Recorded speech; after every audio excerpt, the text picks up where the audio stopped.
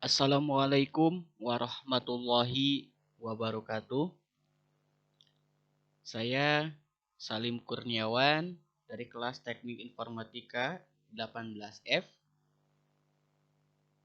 Saya di sini ditugaskan oleh dosen pengampu sistem mikroprosesor, yaitu Bapak Sultan Faisal MKom, untuk mempresentasikan materi memori. Memori merupakan komponen pokok yang harus ada pada setiap sistem mikroprosesor. Dalam sistem digital, memori adalah kumpulan dari beberapa sel latch yang dapat menyimpan informasi. Dalam hal ini, memori adalah rangkaian elektronik yang dapat menyimpan dan memberikan atau menyajikan kembali data atau informasi.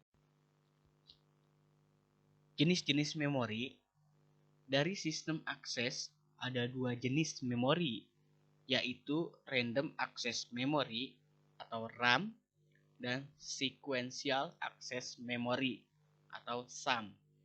Nah, dari segi pembacaannya, memori ini dibedakan antara Read-Only Memory atau ROM dan Read-Write Memory atau RWM. Random Access Memory atau RAM. Random Access Memory atau memori yang bisa diakses secara random atau acak adalah jenis memori elektronik yang digunakan dalam sistem mikroprosesor. Dalam hal ini, RAM menyediakan layanan akses di sembarang alamat tanpa syarat harus melewati alamat sebelumnya.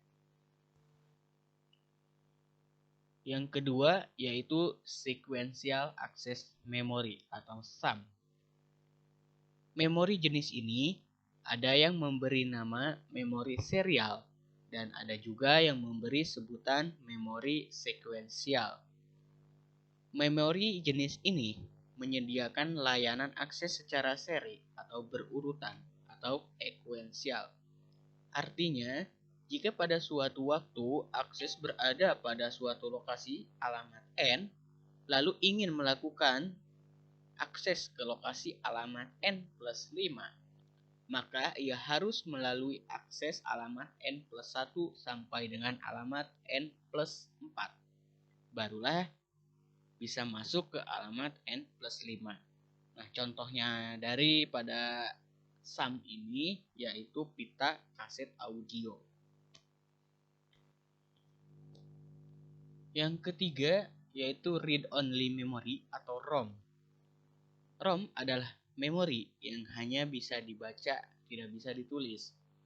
Memori jenis ini digunakan untuk menyimpan program dasar pengaturan fungsi input-output atau penyimpanan data, sehingga sering disebut dengan ROM BIOS, yaitu jenis memori yang digunakan untuk menyimpan program Basic Input Output System atau BIOS. Nah, masih dalam memori ROM, ROM ini memiliki 3 jenis. Yang pertama itu Programmable Read-Only Memory atau PROM. Memori jenis ini memperbaiki kelemahan yang ada pada ROM. Pabrik dapat membuat ROM yang masih kosong dan dapat diprogram oleh user. Kelemahannya, jika si user ingin memperbaharui program atau data, sudah tidak bisa lagi, dikarenakan PROM ini hanya bisa diprogram sekali saja. Jenis ROM yang kedua yaitu Erasable Programmable Read-Only Memory atau EPROM. Memori jenis ini menyempurnakan kelemahan dari ROM dan PROM. Program yang sudah diisikan dapat dihapus menggunakan sinar ultraviolet dan dapat diisi atau diprogram kembali. Alat yang digunakan untuk menghapus data pada EPROM disebut dengan UV. Jenis ROM yang ketiga yaitu Electrical Erasable Programmable Read-Only Memory atau EEPROM. EEPROM adalah jenis memori yang menyempurnakan kekurangan EPROM yang membutuhkan alat khusus untuk memprogram dan menghapus isi memorinya. EPROM ini tidak memerlukan alat khusus untuk untuk menghapus atau memprogram. EEPROM menggunakan pulsa listrik untuk menghapus dan memprogram. Nah, ciri daripada EEPROM itu sendiri tidak memiliki celah jendela kaca, berbeda dengan EEPROM. EEPROM itu memiliki celah jendela kaca. Nah, yang keempat yaitu read-write memory atau RWM. Read-write memory (RWM) adalah jenis memori yang sifatnya volatif, di mana informasinya akan hilang jika sumber arus listrik yang diberikan padam. Informasi biner pada sebuah memori disimpan dalam sejumlah kelompok bit. Setiap kelompok bit disebut dengan word. Word adalah entitas bit yang bergerak ke dalam atau keluar unit memori. Kebanyakan komputer ini menggunakan word dalam kelipatan 8 bit yang disebut dengan byte. Nah, ini ada istilahnya singkatan-singkatan. Yang pertama yaitu bit, yaitu binary digital, sama dengan angka biner. Ada juga byte. Byte ini susunan dari 8 angka biner atau bit. Ada juga nibble. Nibble ini adalah susunan dari 4 angka biner atau bit. Nah, komunikasi di antara memori dengan alat luar yaitu menggunakan yang pertama saluran bus data input output 2 arah, yang kedua adalah saluran bus alamat terpilih, dan yang ketiga adalah saluran kendali khusus yang menentukan arah aliran atau transfer data. Nah, sumber materi yang saya sajikan pada kali ini itu terdapat 2 sumber. Yang pertama dari buku sistem mikroprosesor dan mikrokontroler,